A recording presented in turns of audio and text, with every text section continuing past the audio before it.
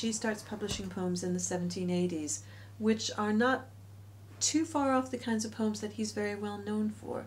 Not just about landscape and response to landscape, but about the development of the self, about the development of the poetic self, poetic identity, about the use of memory in childhood. And I think it's very telling that in 1793 she published a political poem called The Emigrants, which was very pro-revolutionary, even though it was also very anti-war. It's quite complicated in that way. Within that poem she has a fairly long section where she goes into this idea of her past self and how she was partly made for better things, but also the way her past self, her upbringing in the countryside, her poetic sensibility has led her to a certain point in her present where she can reflect on these things to a greater extent than perhaps someone else. Now in 1793, Wordsworth is writing basically your standard loco-descriptive 18th century rhyming couplets.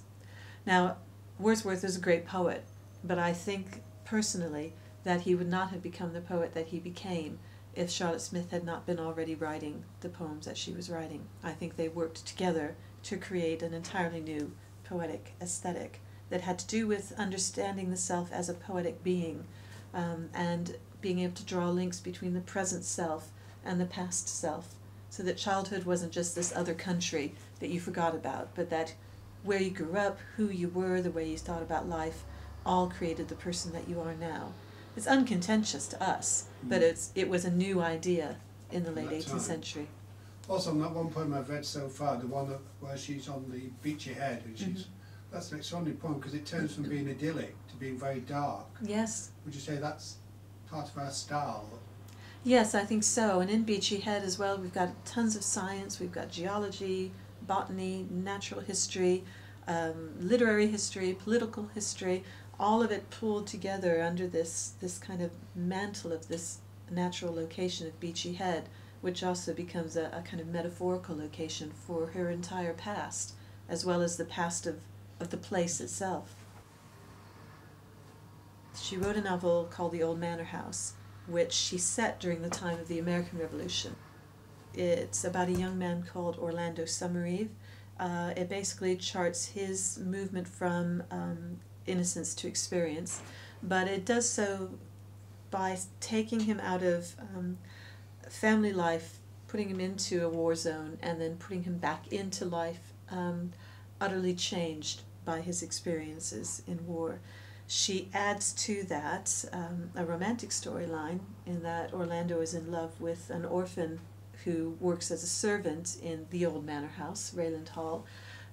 He is also the son of a kind of side branch of the Rayland family who is working very hard to try to get his family back into the good auspices of the landowner, Mrs. Rayland, and try to make their fortune again through her.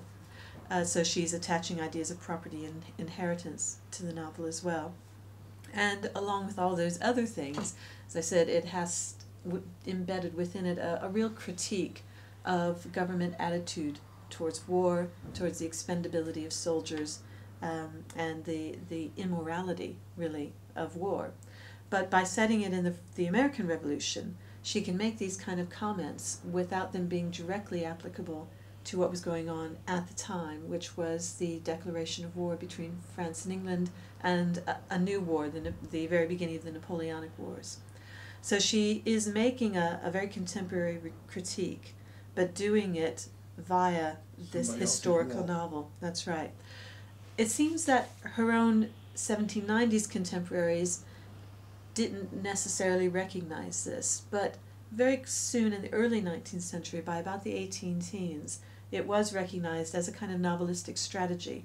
Anna Letitia Barbald included the Old Manor House in her History of the British Novelists, and in an introduction she speculated that Smith may have been leveling a kind of critique on her own government by historicizing or dramatizing this historical period.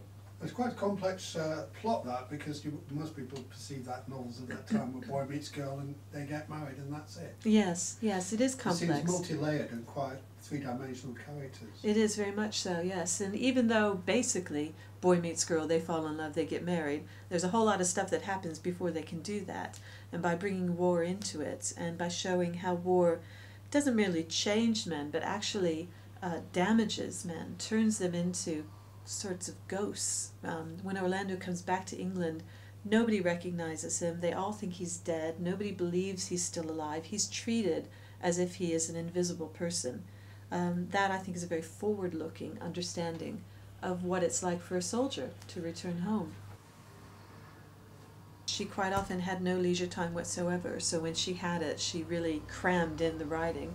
Again, The Old Manor House seems to have been the one novel that she had some leisure to write it in. She, at that time, went to stay as a guest at William Haley's house in Eartham, and she had about a month or 6 weeks of being a house guest, and she would write during the day and read out what she had written at night, to the general appreciation of Haley, the poet Cooper, who was also staying there, and they regarded her very highly as a writer. But most of the time she just wrote when she could, in between dealing with tradesmen who wanted their bills paid, dealing with child problems, dealing with lack of money to pay rent, all of that kind of thing.